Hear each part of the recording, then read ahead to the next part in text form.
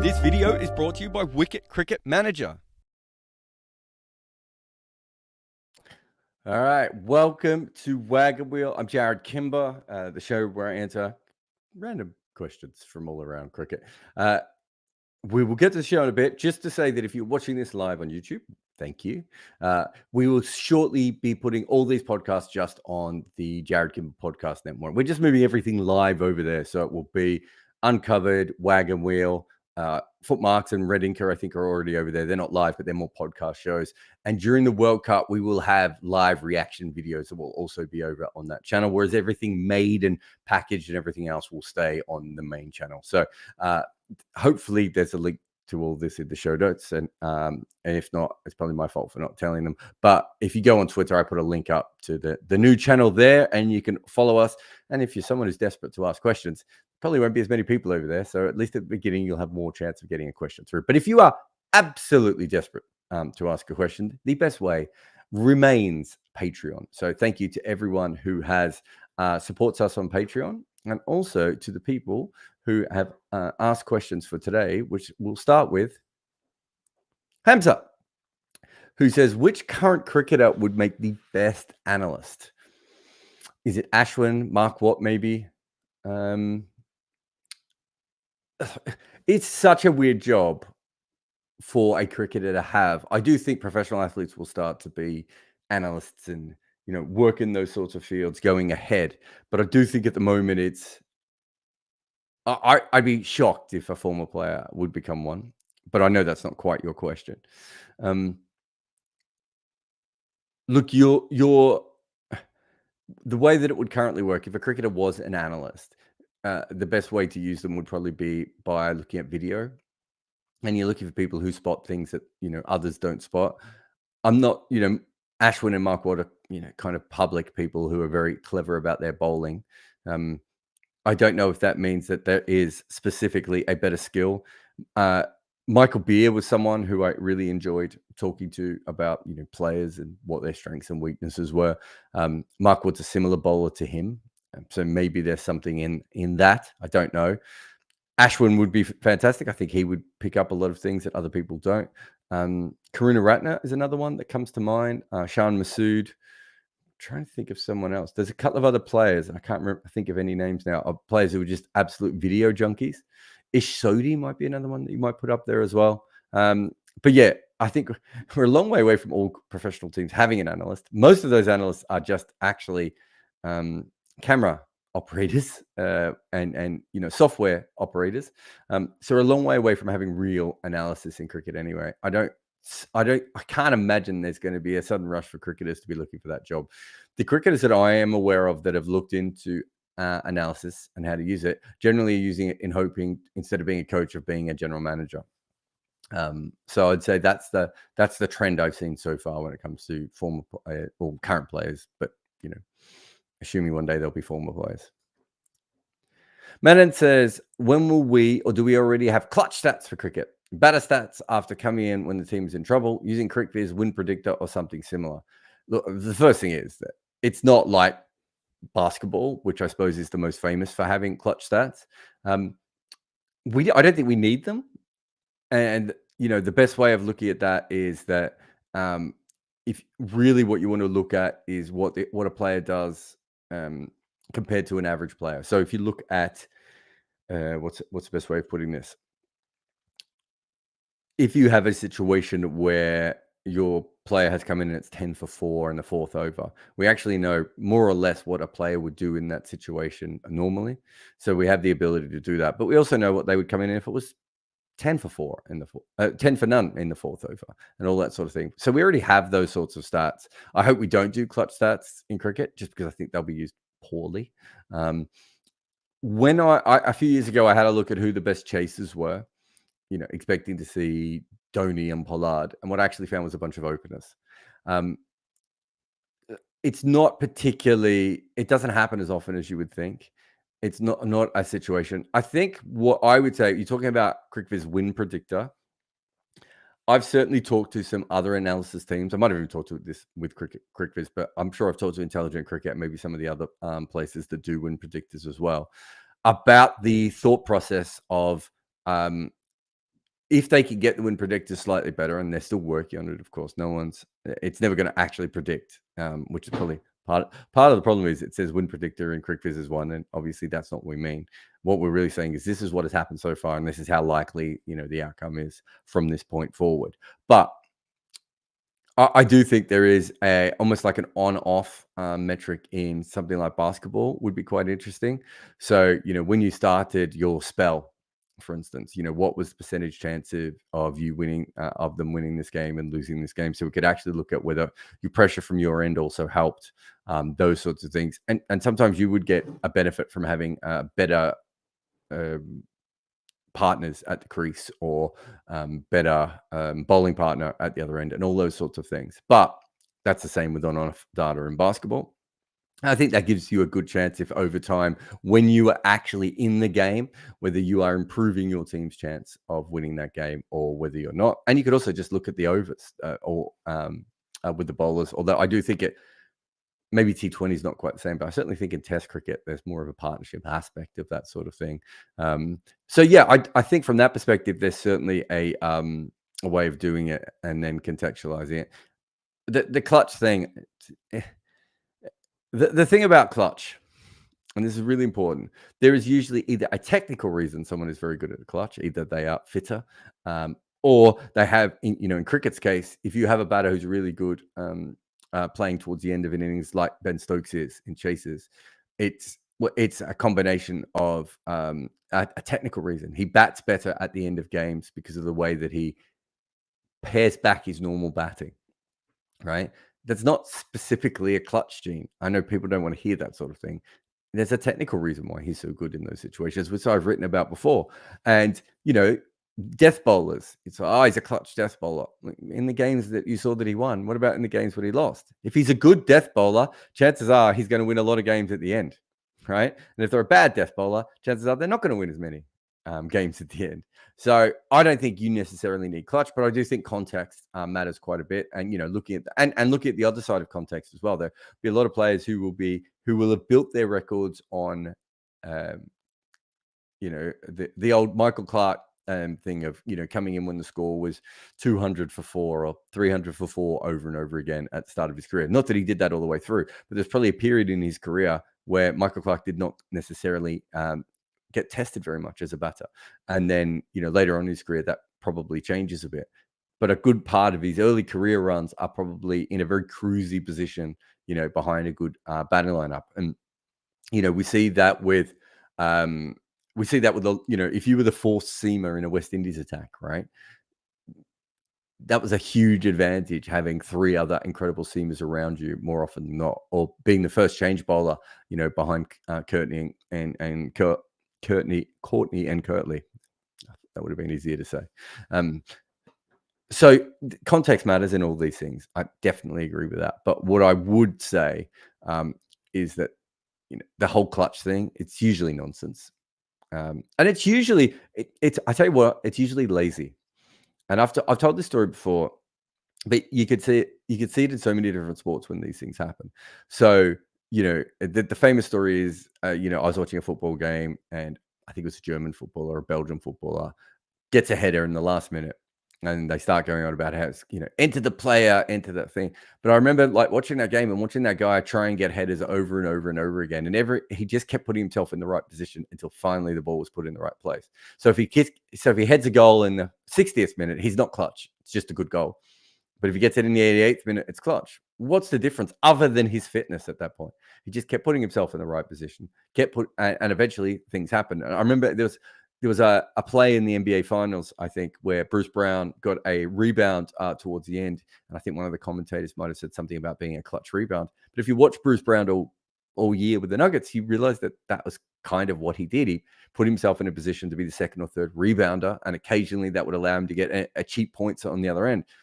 It wasn't that he did that in the 2-minute mark of a game in November.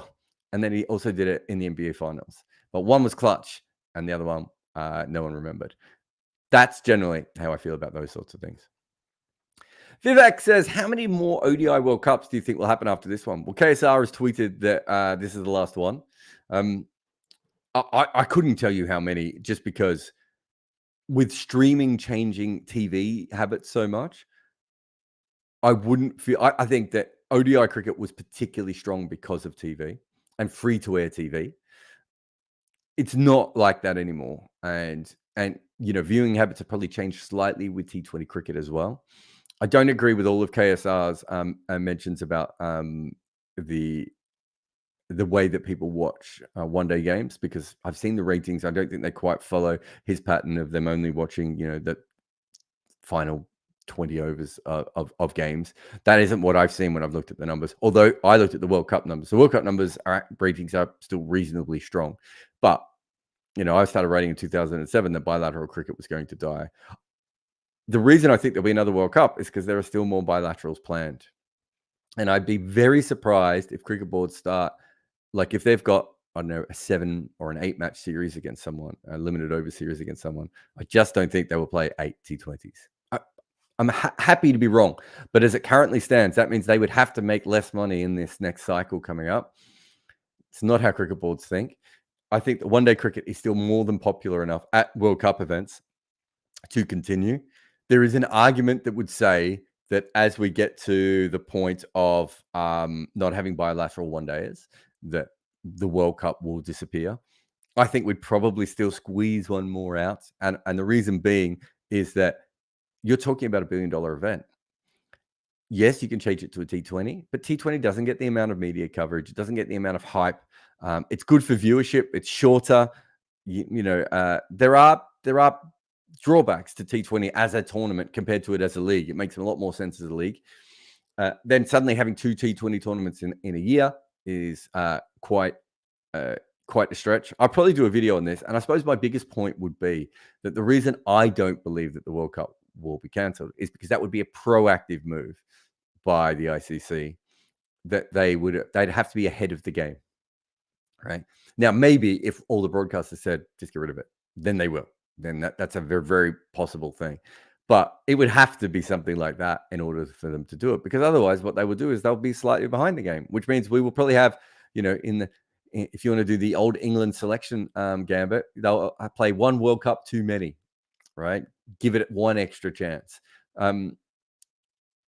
So that's probably where I see it going. Now, how long that will be, I think that, KSR, good on him for, stick his neck out. But I'd be shocked if we don't have one more World Cup. But more importantly, I don't think you can make a real assumption on what it's going to be, because as we thought a long time ago that T20 cricket would kill off one day cricket, and it hasn't, right?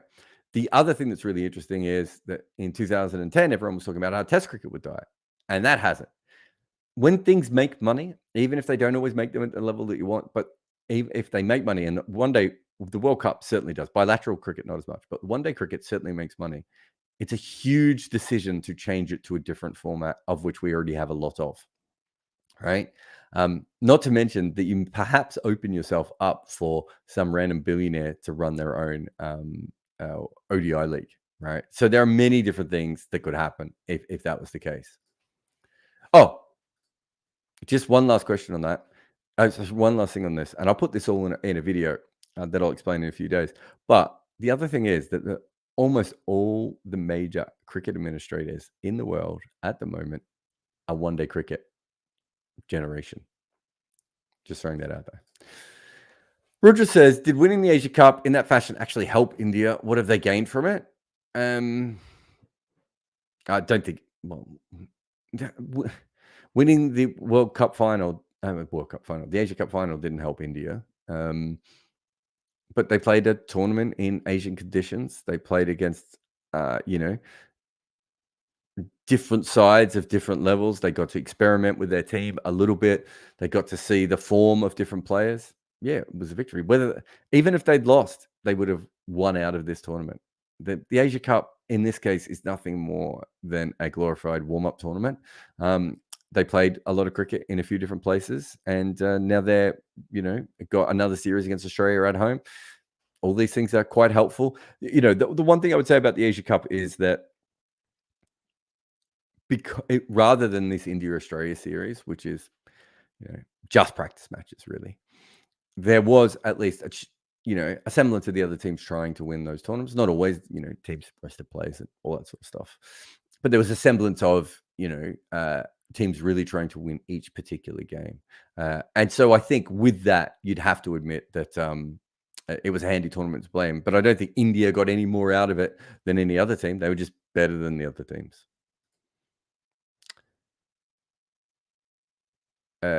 Have you ever seen anything as hilarious as Siraj running full pelt after a ball to the boundary in the middle of a 4-wicket over? I remember Dick Waller injuring someone and Maharaj rupturing his Achilles while celebrating. Are there any other funny adrenaline-filled incidents that come to mind? Do you know there was something really funny recently? And it's not celebrating wicket, so GD, I cut that off. But Glenn Phillips was fielding balls outside the circle on mid-wicket. Must have been at Southampton, which was absolutely hilarious watching someone run out to field a ball in the deep because the fielders were set so far back. Great celebrations.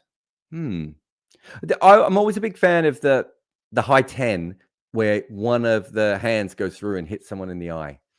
I'm always been a fan of that. It's quite a consistent thing that you see across all sports, but I've always been a big fan of that as a random moment in celebration.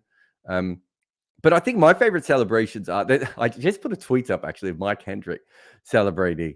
I think it was the 9th wicket in the semi-final against New Zealand in 1979. So I think New Zealand need about 16 or 17 to win at this stage. Mike Hendrick's like, it's a beautiful sigh on a wicket in what is such a crucial moment. But my favorite were people like Stuart McGill might be the king of this, of someone who was furious at taking a wicket because either some sort of pent-up rage had happened in him, and when he got it, he couldn't even celebrate it, or he would get a wicket off a bad ball and refuse to be happy about it. It was a fantastically funny reaction to what should have been a joyous moment in anyone's life. Like, any test wicket should be like one of the most joyous things that ever happens to you. It was not in Stuart McGill's case. Of course, to be fair, if you've been following the news with Stuart McGill, clearly he has other issues going on now rather than just bad celebrations. Wish him all the luck in, clearing his name if he's innocent or, getting a lighter sentence if he's guilty. But it's a real, I don't know him very well, but the last time I met him, he was, it's safe to say, on a substance that probably was not alcohol and was just sort of babbling and sweating and interrupting random conversations and everything else. So I just hope he gets the help that he needs, with or without whatever's happened to him from a crime perspective. Obviously, he's got charges that he'll need to go through in court, and the kidnapping thing that happened to him before was always a little bit suspect. But good luck to him. But fantastic angry celebration. You cannot take that away from the man. Ben has sent a very long question, then apologize for it. England have historically benefited from white South African players, less so now. Yes. New Zealand are recently benefiting quite from the same. Yeah, it's not just South Africans, by the way. I don't know why no one ever mentioned Zimbabweans, but both teams have Zimbabweans as well. Why don't more countries actively recruit talented white South African youngsters? Okay, so here's the first thing. No countries recruit players for international cricket outside of associate teams who realize that someone else has citizenship with them. So it's recruiting, but it's not really, is it? It's more, this guy is playing first-class cricket in Western Australia, but he's also French. Can we get him over for the French team? Which is something a little bit different. So countries don't do this. What you're really talking about, Ben, if you look at South Africa and New Zealand, is like Neil Wagner, for instance. So Neil Wagner was offered what I believe to be Colpack deals in England, and then was offered a first-class deal in New Zealand. He took the New Zealand offer. I've talked about that in pieces about him before. You look at someone like Devon Conway. Devon Conway was struggling in South Africa and essentially was retiring from South African cricket, but thinking it would be very good to go to New Zealand and, play club cricket. And, I think he had, I think he thought that if he did well, he'd get into the first class system, which would allow him to play first class cricket a little bit longer. Obviously, everything turned around for him after that moment, and good on him. Um, so you, not all those players were even recruited, and when they were recruited, it's almost always at the county level, or it's the school level. So Jofra Archer, Chris Jordan, Owen Morgan.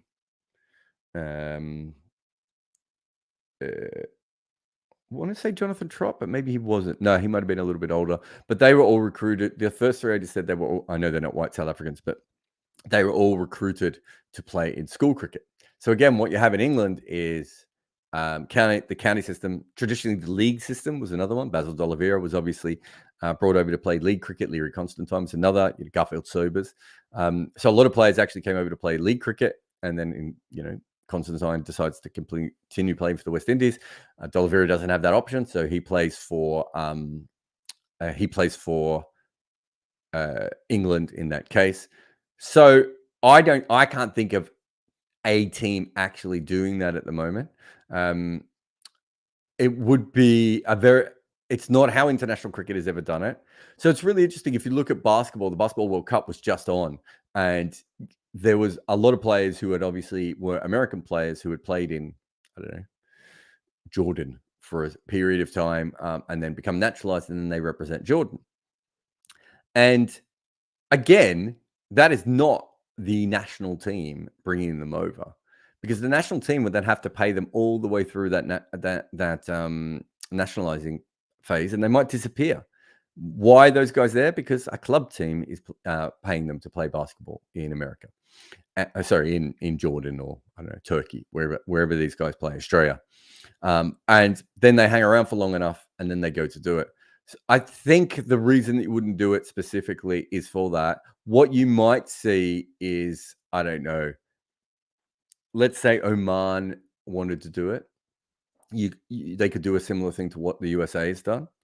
But again, the USA is doing that through a league system. So I don't think any cricket board would spend a bunch of their own money on, let's say, 5 or 6 talented South African kids, bring them over to play overseas, just because it would take a while for them to naturalize.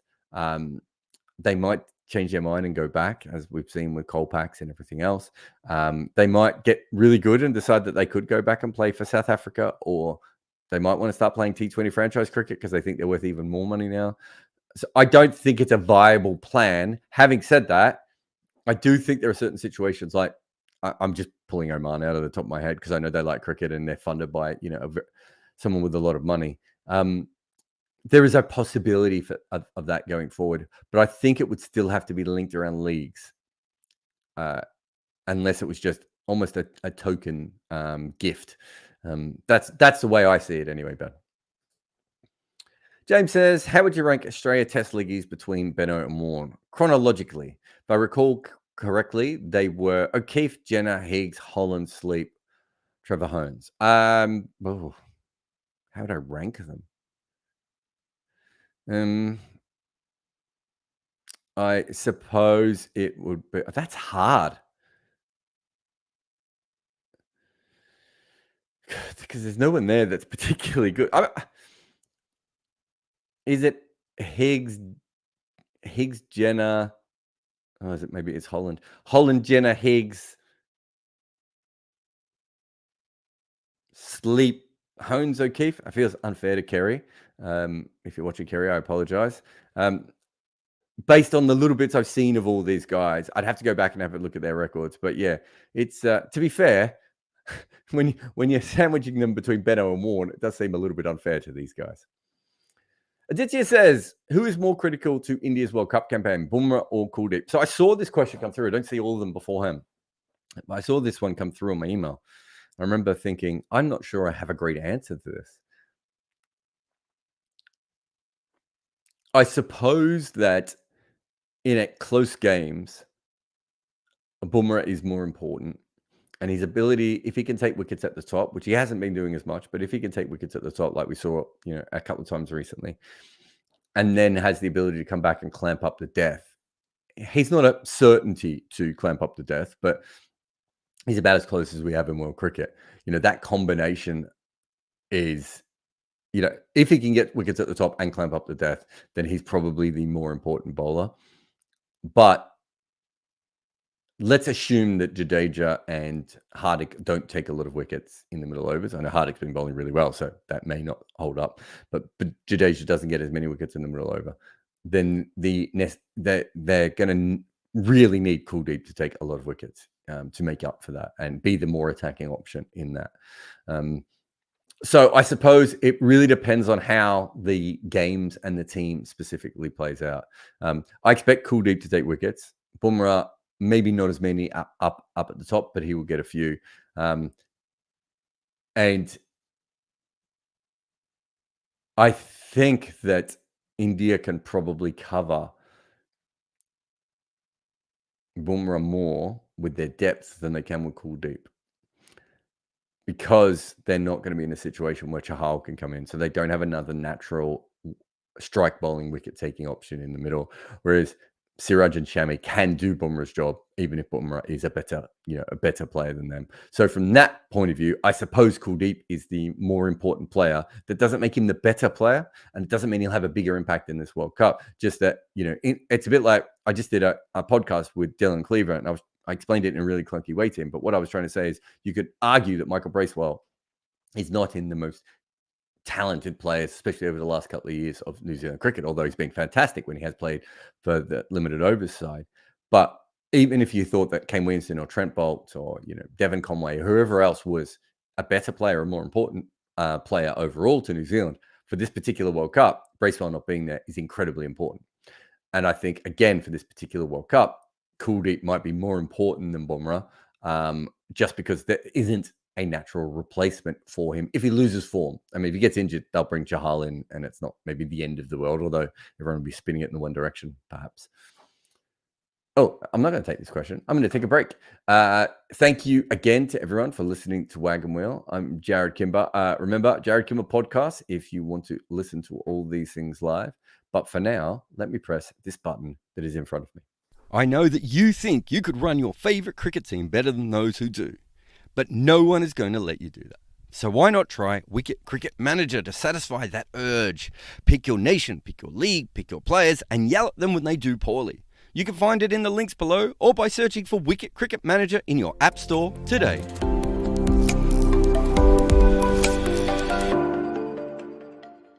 Step into the World of Cricket podcast with me at the Jarrod Kimber Podcast Network. Be part of our live recordings or listen to insightful conversations 4 times a week. Wagon Wheel, Uncovered, Footmarks, and Red Inker. These shows cover kind of everything across the game. If you like what we do on this channel, you're probably going to enjoy the podcasts we do as well. Support us on Patreon and help us keep making our content. Join for exclusive perks like the AMAs, the live calls, and to chat with me directly on Discord. You can also enjoy ad-free content, early podcasts, and access to my emailer. Step up your cricket style game with Bodyline t-shirts. Explore their exclusive player-themed t-shirts, including favourites like Virat Kohli, Kane Williamson, and Ben Stokes. They also have team-inspired designs and options for hardcore cricket nerds. Their collection offers something unique for every fan.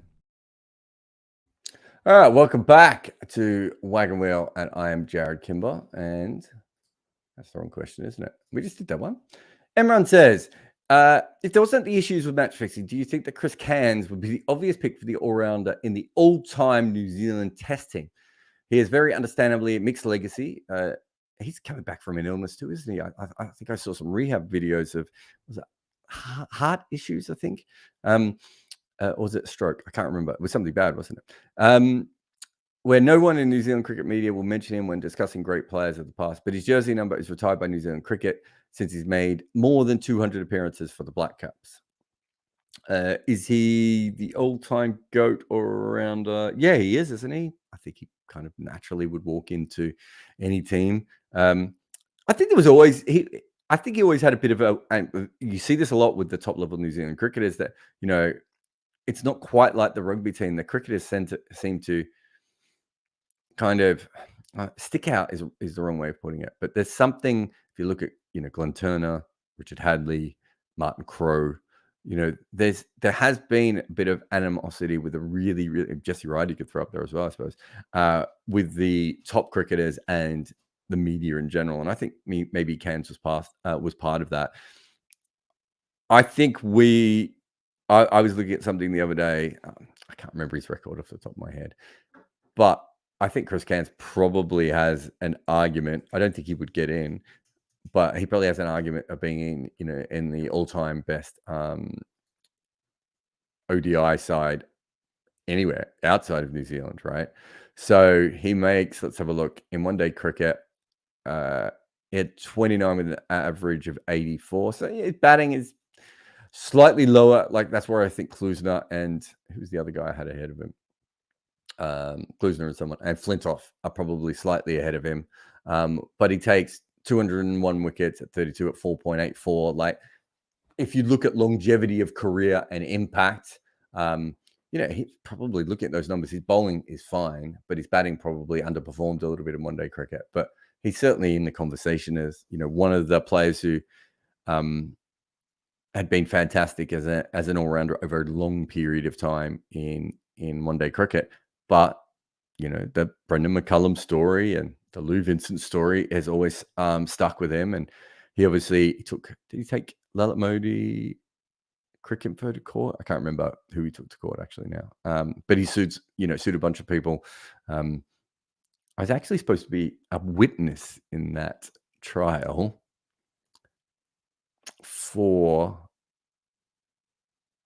as an expert on cricket Twitter. I'm trying to remember the full details. It wasn't on Chris Cairns' side; it was on the other side.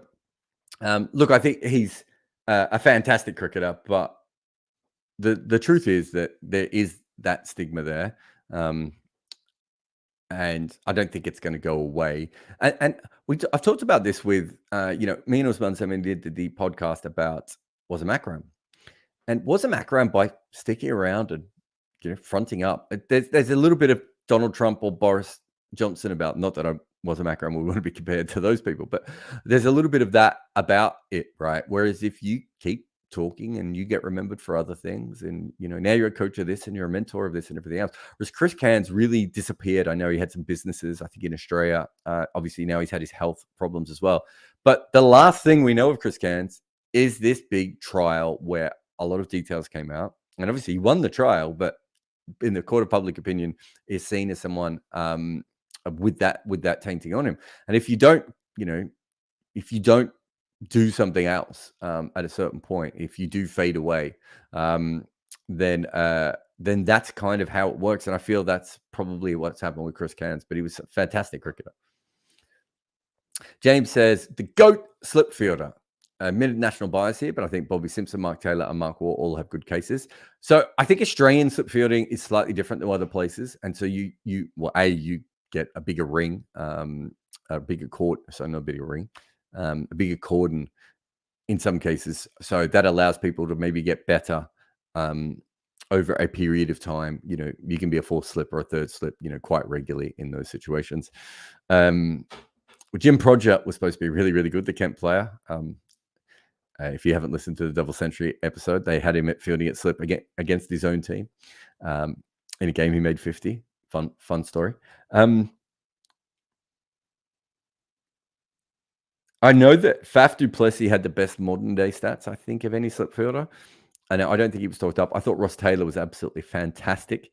I'm trying to think of, both of them would have been someone who would have had a pretty high drop rate, but because he stood so close, would have got a lot more chances than under slip fielders. So how do you weigh that up? Azharuddin was a fantastic slip fielder. I'm trying to think of some others that I'm missing here. And you've got different kinds as well. Like, I always felt like Mark Waugh and Ricky Ponting were very good athletic slip fielders, which allows you to field at second slip or third slip and be, very, very, the ability. And Ben Stokes probably is in that league, although I don't think his catch percentage is quite as good as what those two would have been, from my memory of watching them anyway. So you have that sort of athletic second and third slip. And then the first slip is that sort of more, Ross Taylor, Azharuddin, Mark Taylor, maybe the Taylors have this one, type of slip fielder. Those are the ones off the top of my head, but I know I'm missing some really good old ones that I can't think of as well. But yeah, it's a fascinating place to field. If you've never played cricket, it really is a a good one. But I don't know if we'd be able to get the GOAT sort of, because you basically, I think, James, at a certain point, just be going on memory. And I think if you want to do it, you really want to do it on catch percentage, but also things like distance covered and maybe flexibility. So Mark Taylor was a great slip fielder for pace and spin, which is something we don't see as much anymore, right? Now quite often we'll have a specialist spin slip. And as someone like myself, I was very good against pace, but I could never really work out spin bowling and keeping up and with the keeper up the stumps and the angles and everything. So it is very different. But yeah, I'm not sure I can answer that. Roger says, if somehow you could organize a tournament between all the previous champions, I'm assuming it means World Cup champions, who do you have winning? Is it just obviously the 2019 England team, or do some previous champions have a good chance? Well, one-day cricket has changed so much that it's the 2019 team, just because the only other team that would have a realistic chance of beating them is probably 2011 or 2015, because the game is so different. And so all those other teams of Joel Garner just bowling Yorkers at the death, and Josh Butler flipping him over his shoulder, Joel Garner would have to do something different. And of course, Joel Garner wouldn't do anything different because he hadn't played in that era. So the game has changed. Not to mention some of the regulations and everything else have changed. So from that perspective, you would have to say that the England win. But if you look at it a different way, Rudra, and you look at like the most, the best teams, what would you be looking at? Probably 2003 or 2007 Australia, 79 West Indies. I'm not sure 2019 England is quite there. I think those are the three teams, and this is very much off the top of my head, that I would have thought were the most dominant teams, like, absolutely nailed on kind of teams. Australia in 99 has Warne, so they're slightly stronger than, in some ways, than other teams they had. But if you look at the rest of the team, it's kind of, they weren't a particularly good team throughout major parts of that tournament. Whereas by 2003, even without Warne and without Gillespie, they were better. But maybe 2007 is still their best period, all things considered. I have to go back. 75 West Indies, I don't think was brilliantly strong. 79 West Indies, Garner, Croft, Holding, Roberts, Viv Richards, Gordon Greenidge. I think Desmond Haynes, although I might be wrong on Desmond Haynes. He might not have been there then. So, ridiculously strong team from that perspective. Then we've got 83 India, 87 Australia, not particularly strong teams. Pakistan in 92 was a strong team, but not all the way through the tournament. Sri Lanka's a really interesting one because they didn't play all their games, and very, very strong team. I'm not sure they're quite at that West Indies or Australia level. And then you've got 2011 India, which is really, really good. Might not be far away from that. And I'm not sure what to do with 2015 Australia. I don't know if we're too close to it, or yeah, I don't know where they go. But those are the stronger World Cup winners. Certainly off the top of my head anyway. Rahul says, thoughts on Jason Roy's omission from the England squad? Is this the end of his international career? And where do you think he ranks as an England limited overs player? I feel like he played in a very unselfish way, and that has led people to underrate him. Yeah, I think that's fair. He was told to go out there and attack. And he's probably not at the level where he can dominate. Like, I think it was since the last World Cup, he's averaged, or maybe it was the last 3 years, I can't remember. I was looking at some numbers. He's averaging around 30, but with a strike rate of 98. Whereas I think at his best, he was probably above 100, and that average of 30 was kind of what England were wanting. They want him to kick on occasionally, but realistically, his job was to, really soften that ball early on, take the steam out of the opposition, get some, fours and sixes as a psychological battle. So yeah, where does he rate? I mean, he's certainly better than the majority of the players who came in the generations before him. You got Lamb, Gower, Trott's weird ODI career. I'm trying to think of some of the others. there really aren't a lot of, high level England batting talent in ODI cricket. Gooch is probably up there as well. They played some bizarrely slow innings as well at times. But, Roy is, I would think, better than all that, better than probably the majority of the 90s crowd. But he's not in the peak of this current era. He's not Butler, he's not Root, he's not Stokes, he's not Bairstow. And who knows what Livingston and Brooke and whoever else, that next generation, what they go on to do is also do that. But a very, very good player. What do I think on his omission? I think that the way that Dawid Malan was playing, he was more likely to score more runs than Roy at a similar strike rate. Not in the same way. Not in that unselfish way that you're talking about. And that's, Milan's biggest issue in the England team has sometimes been that he's played a little bit more for himself at times, which, of course, if you're a 30-year-old journeyman and you suddenly get your big break, sometimes that's going to happen, right? But I think they thought that Milan could average, let's say, 35 to 40 with a strike rate of roughly a run a ball. Now, how Milan will go with spin, we don't know, but Roy also wasn't going to go particularly well there. But I think that essentially Milan and Livingston being so good changed the need for Roy, and that allowed them to get Brooke into the squad. I commentated on 2 Roy hundreds this year, or last year, whenever they were. Within the last year, I would say, Bangladesh and South Africa. I still didn't think he was 100% back to where he used to be, but I didn't think that if they'd picked him, it would have been a huge mistake. So I think, he's probably a little bit unlucky, but he deserves some credit as being part of the revolution, that changed English cricket. And in some ways, as you've said, he pushed himself in a way that he might not end up with the same numbers as some of the other guys.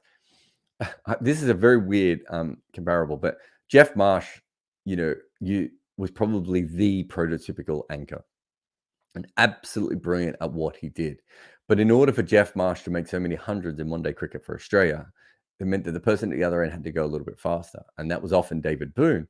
It wasn't fast by modern standards, but the idea was that Boone would try and attack a little bit early on and allow Marsh to just knock the ball around, occasionally play his cover drives, and then later on, it'd end up with 80 not out at the end of 50 overs.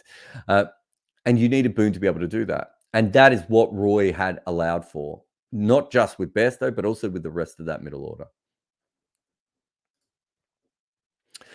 Bloody Bugger says, you've mentioned before that county cricket used to be huge in England, drawing large crowds. But what about the Ranji Trophy? Did it ever have large following in the past? So all first-class cricket had a following at a certain point. Otherwise, it wouldn't exist. Test cricket wouldn't have come about, right? Like, first-class cricket made money. I don't think it was like, there were certainly games in Ranji Trophy and in Plunket Shield, Curry Cup, I'm trying to think of some of the others, Red Stripe, that had really, really good crowds. I think county was always a band apart because it was the best players in the world for a good period of time. And then even when it wasn't the best players in the world, then you had overseas players coming in. So it was like the IPL in some ways as well. The other leagues have never quite had that. So there have certainly been big games for other teams that have had that, but not the consistent kind of crowds, not the consistent kind of following that you see in county cricket. There are old footage of first-class games all around the world with good crowds, but there are also footage of games where there weren't particularly a lot of people there. But if you, especially before these teams had test sides, I think about India in 1925, right? There were still a lot of people in India who liked cricket, and they didn't have a test team. Well, of course you're going to go watch, Mumbai play versus whoever, or whichever, especially the major teams.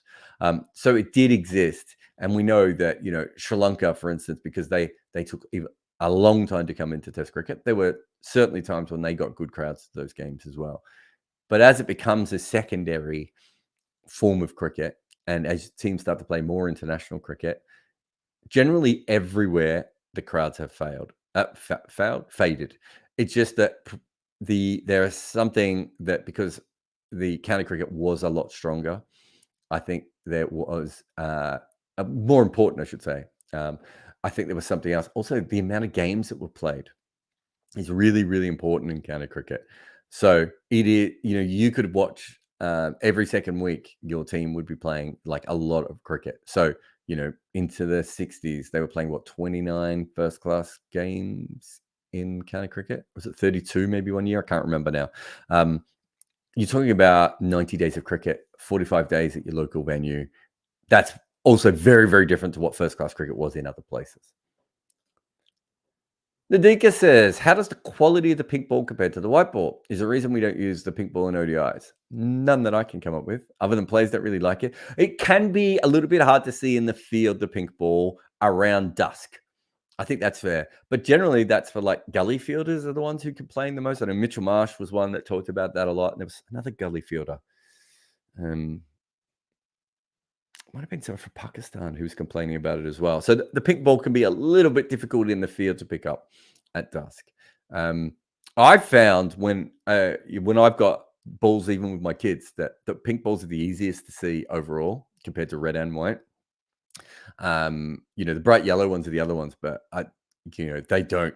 That doesn't work at certain times of the day, so you can't really use bright yellow, whereas pink does very well, and orange again at certain times of the day. So I don't know if people know this, but in Sheffield Shield cricket in the 90s, they used orange balls and yellow balls. I think they might have used both in first class games, day night first class games, and people had a lot of trouble picking the ball up at certain periods of the day because of that.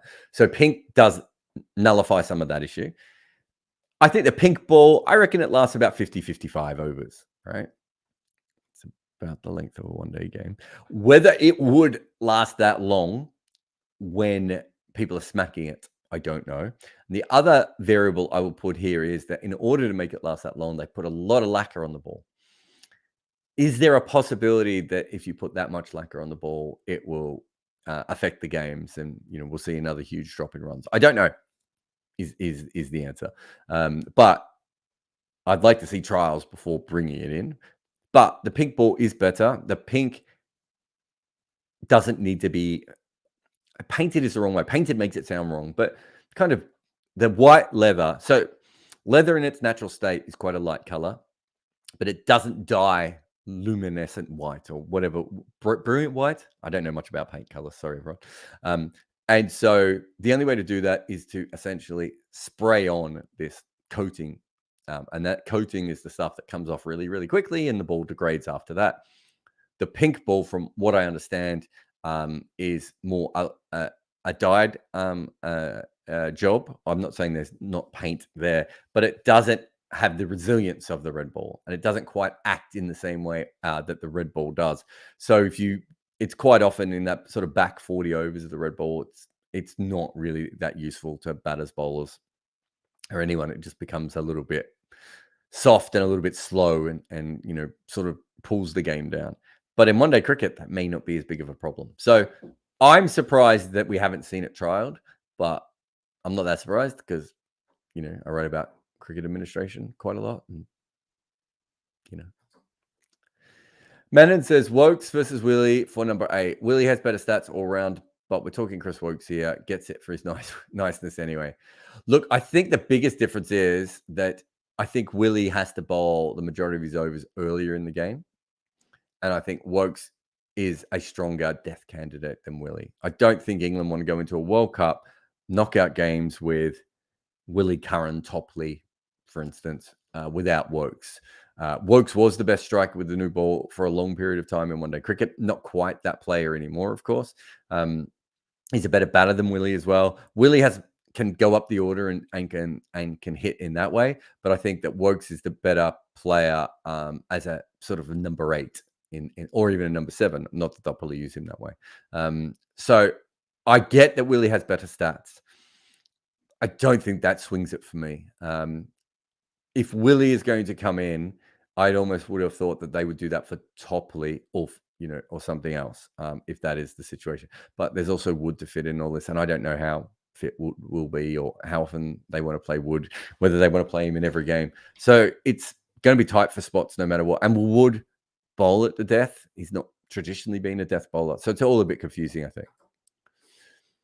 Ruja said, in the 2011 World Cup, Yusuf Pathan was originally in the Indian side, seemingly on the back of a good series in South Africa, but halfway through the tournament, India replaced him with Raina. The selection change seemed to work. What do you think about the methodology thinking that went behind these selections? And who would you rather have been in the team? I would have to go back and have a look at the whole thing. But they're very different players, aren't they? Yusuf Pathan is the kind of player that I think traditionally India does not embrace.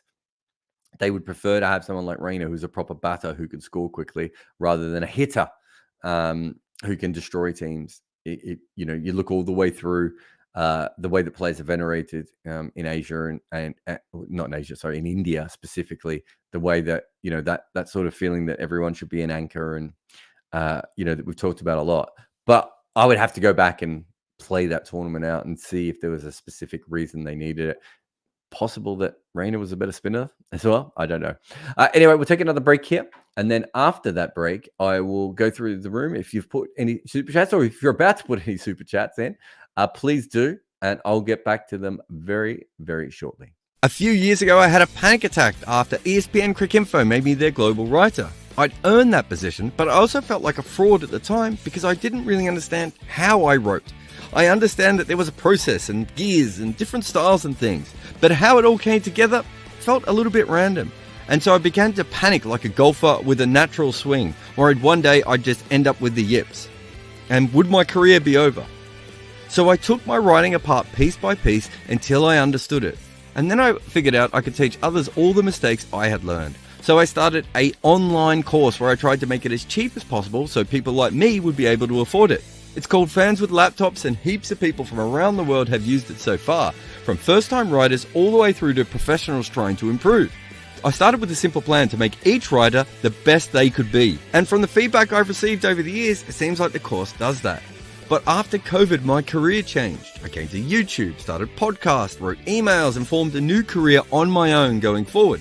So I now had something else to offer, the multimedia side of things, social media and everything else. Not to mention that I was building everything up as an independent. And so I added all of that to my course. So if you have ever wanted to work in sports as a writer or podcaster or making videos or anything else, Fans with Laptops is the place to start. If you think you qualify as a fan and you have a laptop and you want to work in sport, click on the link. All right. If you have any other questions for Super Chat, please feel free to bring them in. But let's see what we have. Specky says, given how important they are in deciding who qualify for tournaments, how do you improve the ICC team ranking system for associates? It's not something, Specky, I've ever looked at enough. So I don't know if I have a great answer for this. My worry is that you have a look at the rankings for the Basketball World Cup, Football World Cup, probably the Hockey World Cup, all these sorts of, different tournaments out there. And those teams don't actually play each other enough. And, teams in Europe are probably disadvantaged at times because it might be more stronger teams in, let's say, basketball or football than in other places. And so I don't know if there's a perfect way of doing it if the other sports haven't really come across it either. I prefer to, be in a situation where we have, 3 divisions of qualifying tournaments, to really allow for those things to be done correctly. Or we go, which I think is the direction we're now going, which is more, we'll have 3 teams from Europe and we'll have 5, 6 teams from Asia and 3 teams from Africa and whatever that may be. I think that's probably a better way of doing it. The ratings are, or the rankings are very, very poor. I think there was one World Cup where Australia was ranked like 9th or 8th or something in the T20 World Cup coming in. And they hadn't played very well, like obviously, but at the same time, you were like, that can't be right. And I think they might have made the semi-final of that tournament. I think that was 2012, but I might be misremembering some of the details. Maybe it was even earlier than that. Look, it's an issue. I don't think there's a way to fix it, though, because I don't think teams will play enough games in the periods in between to get really good rankings. So I don't think, even if I came up with a good metric, it would actually particularly work. Thanks for the super chat, Specky94. Srirams says India's World Cup chances without left armers and lefties in their top 5. Yeah, I don't think this necessarily matters all that much. If you have a good left armer and they're on the scene, then obviously it's worth bringing them in for variety. But if you look at India's attack, Bumrah is a right arm seamer, but kind of a man apart. Let's say Siraj is the other bowler. So right arm seamer, wobble ball kind of bowler, a little bit different to Bumrah. Shardul can swing it, can wobble ball it around a little bit. Hardik probably a little bit similar to him. And then you're going to have one left arm finger spinner and one left arm wrist spinner. So there's variety there. What you can't, if you're going up against England in 2019, maybe it's a slightly bigger issue when you know that there's a specific team, or even there might be a opening matchup or a middle overs matchup where just having left armers is helpful. But what is the point of having a left armer in India's the World Cup favorites, right? And they don't have a left armer. If they had a left armer in this side who was slightly worse than Siraj or Shami or Shardul, would they be more favorites? I don't think so. I think they'd be roughly the same. So look, it's a tactical issue. It's the same with the left-handers, as you also point out. So it's a tactical issue. But we see a lot of things with a lot of left-handers. We see some teams with no left-handers. All these sorts of things happen. I'm not overly worried about that, because I think what you're really looking for is different skill sets as much as anything. So when the players bowl, when they're successful, how they all fit together, how talented they are is probably far more important than just putting a left armer in for the sake of having a left armer. So, if they had Wasim Akram, they'd be a better attack. If they had Rahad Ali, they'd be a worse attack. Thank you for the super chat, Srirams. Shrikant says, cricket's most popular formats, ODI and T20, are low status, as stats don't mean much given changing rules. E.g., 90 ODI strike rate is not the same now as not the same as 90 strike rate in the 80s. Unlike tests where you've got stable yardsticks. Oh God, of course. I'm now going to find his other comment. Shrikant, killing me, man. Where is he here on the list? Oh my God. Here it is. Oh my God. I can't put them all in, man. You've got to get these questions into one thing, but I'll do my best. So this is cricket's dilemma. The formats are popular low status. Yeah, you've said that. Okay, fine. And then this is in sharp contrast to tennis, where the most popular tournament is also a high status one. Well, okay. So ODI cricket is actually generally far lower status than test cricket now, I think. There are, in the last couple of years, I wouldn't have said that ODI cricket is particularly more high status. But you might get a situation where I don't know, what's the best form of race car driving, like Le Mans or something, like some sort of long distance, Dakar Rally or one of those sorts of races. But the Indy 500 all going around in a circle might be make a lot more money, or Daytona or something like that. Those sorts of NASCAR might actually make people a lot more money, right? So there are many sports where those sorts of things happen.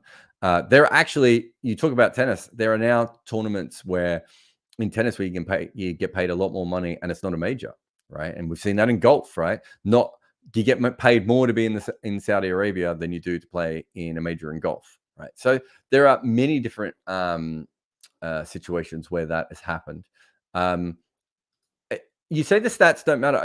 I think you've got to understand that averaging 80, if you're a test cricketer and you average 50 in 1984 and you average 50 in 2004, that's very, very different. They are not comparable eras. The batters in 2004 are playing on some of the best batting wickets that have ever been made. The bowlers are being, sort of bludgeoned to death at that stage. And if you go back in 1984, the wickets were a lot more spicy and it was a lot harder to bat on. If you go back to 1894, it was very different again. So I'm not really sure what this question is because you've got so many comments here and it's really hard to pick up on all those different things. But the truth is that the best thing doesn't always make the most money, right? So the perfect example of this, Shrikant, is the best music is not pop music. Pop music is actually utter trash, right? Justin Bieber is not a better singer. He's not a better songwriter. He's not a better performer than Tom Waits, right? And that's not even getting into the jazz musicians and the classical musicians, right? Like, we know that classical musicians are better than most pop musicians. And some pop musicians don't even play their own instruments. They don't, in some cases, maybe not even do all their own singing, or it's auto-tuned singing, right? So it's not as if that cricket is any different sort of thing. You have to fit into the environment that you have available to you, right? And in many different cases, that's how cricket has always been. And so we fell into this format of cricket, which was originally 3 days and timeless at the same time, talking about records and how things work. We decided that this was the best format of cricket. It's tougher than the other formats of cricket in the same way that, if you talk to hardcore running people, they'll say that the 100 meters and the 200 meters and the 400 meters are great races. But, a lot of them don't think that until you get over 1500 meters, you're really being tested as a runner. But we know that now more so that different athletes are good at different things and everything else. But most of us know who the fastest 100-meter runner in the world is, usually in men's and in women's. Very few people know who wins the 10,000 meters or the marathon, like in casual society, right? Outside of the athletics community, people don't really know that sort of thing. Whereas Usain Bolt and Michael Johnson and Carl Lewis and all these different incredible athletes. So again, I think the 100 meters is a fantastic event, right? It's not as interesting as the marathon. It's certainly not as hard. You're not losing parts of your body while you're doing it, like the marathon and everything else. It's not as tactical as the marathon. It's not as interesting as the marathon. But it probably makes athletics people a lot more money than anything else does. And then you talk about the stats. I'm not really sure what your overall point is with the stats, but how do you compare a runner from 1930s who's not running on a proper track, he's not using the right kind of shoes, probably doesn't have great dietary advice, it hasn't got incredible training, maybe even has a secondary job, or a first job, and running is their secondary job, everything else, like that happens all the way through. So your point is very, very interesting, but I'm not sure it completely it's not really, it wouldn't be true to say that cricket is the only thing that has all these sorts of issues, because if you go back through history, kind of everything has these kinds of issues. And I always thought the best tennis was the Fed and the Davis Cup, because there was tactical elements in it, because you had to play for your partners, because you had to play singles and doubles. I always thought that was over a year playing on other people's home courts, all those sorts of things. It was fascinating, right? I don't find the US Open or Wimbledon as fascinating as I did the Davis Cup, right? And I think I can make a pretty good argument that to be a great Davis Cup team takes a country rather than just one freak player. There's a lot of things involved. There's all the coaches being on the court, or what do they call them, captains, I think, all those sorts of things. I think I'd make a really good claim of that. I ain't gonna make more money from it, right? So these things happen all the time. Where are we? Carl says, do you have any particular pool match or circle as potential upsets for an associate? Well, there's only one associate in the tournament, isn't there, Carl? It's only Netherlands. I haven't looked at where the Netherlands are playing, but if there is a pitch that Netherlands are playing on that is helping seam bowlers, obviously that is their major strength. If you want to see Peter Boren reacting to my team maps, so first team maps went out yesterday, which is India, Netherlands, and Bangladesh. But if you want to see his reply, you can see that I wasn't particularly upbeat on Netherlands.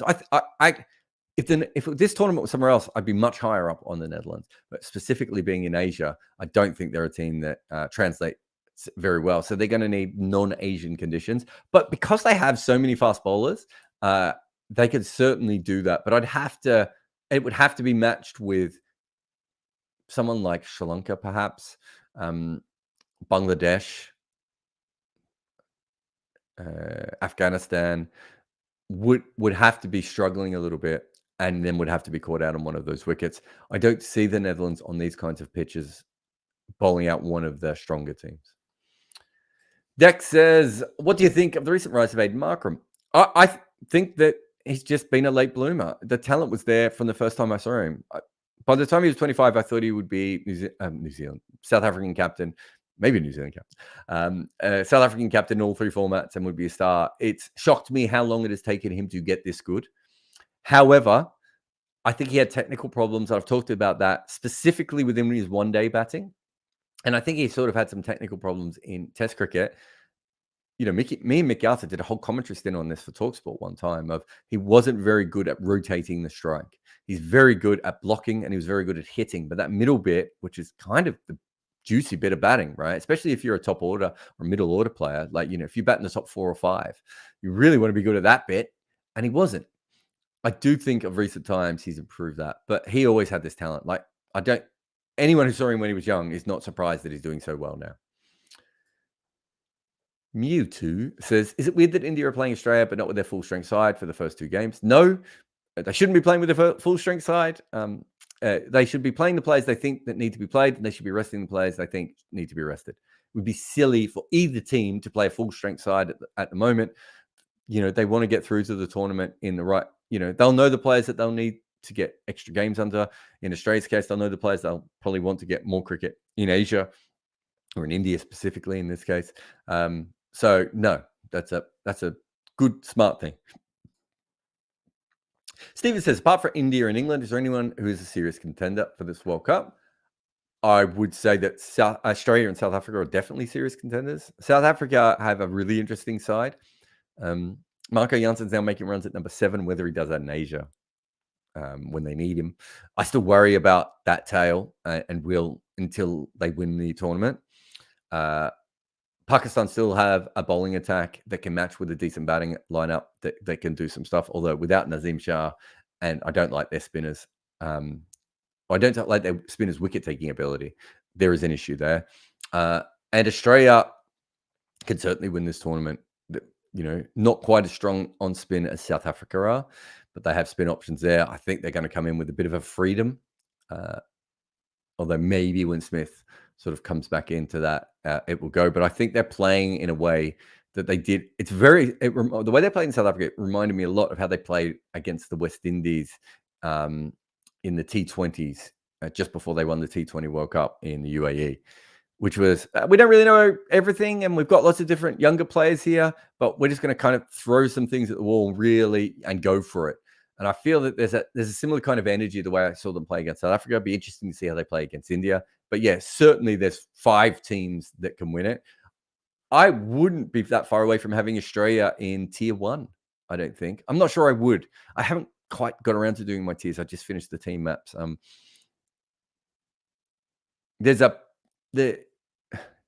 I think with Australia, I need to look at what their most likely 11 is, and then maybe make a decision based on that. But they certainly can win this tournament. I don't, Zampa, Agar, Mitchell Stark, Cummins, Hazelwood, those sorts of that level. Not that they might not all play, but that sort of level of talent when matched with someone like David Warner and a few of the other batters is certainly can cause a lot of teams some trouble. AJ says, I've usually observed that all wicket keepers have their dominant hand as the right. Almost all of them throw using their right hand. Why is that? AJ, it's because around 88% of all people are right-handed. If you look, even most left-handed batters throw with their right hand. Most left-handed batters, not most, a good percentage of left-handed batters are actually right-handed. And so, yeah, I think from that perspective, that is probably the reason that you're noticing it. I don't think there's any other reason that a wicketkeeper would need to be right-hand dominant. Trying to think if because it's the diving hand, maybe that's part of it. Although wicketkeepers don't dive as much as they used to. then you need the ball for the. Yeah, I don't know if that's part of it, but my assumption would be that just most wicket keepers are right-handed because most people are right-handed. Thank you very much. Remember, go subscribe to the Wagon Wheel. Well, not the Wagon Wheel, Jarrod Kimber podcasts. We will be back next week again for Uncovered, Footmarks, Wagon Wheel, Red Inker, the whole thing. We've got a Red Inker this week coming out on the podcast channel, which is with Dylan Cleaver, talking about whether New Zealand win. And we've got the rest of the team maps. I wish I could tell you who's in episode 2 of the team maps. I can't remember. But it won't be India, Bangladesh, or Netherlands because I did them in part 1. That you can be absolutely sure of. Thank you everyone for coming on to the chat. And obviously, if you want to stay with the live chats, the Jarrod Kimber podcast channel is the best one to go to. But thank you to everyone who turned up here today.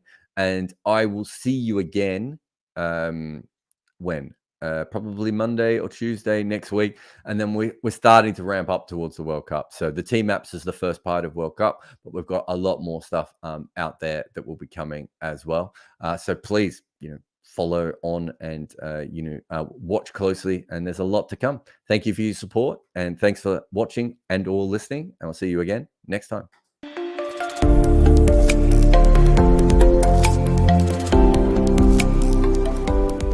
This video is brought to you by Wicket Cricket Manager. If you love sports and you have the hottest takes or the coldest mic drops, enroll in Fans with Laptops and we'll get them out there. Occasionally, I also talk about behind the scenes stuff. A huge thanks to everyone who has supported us on Patreon and helped us build this channel.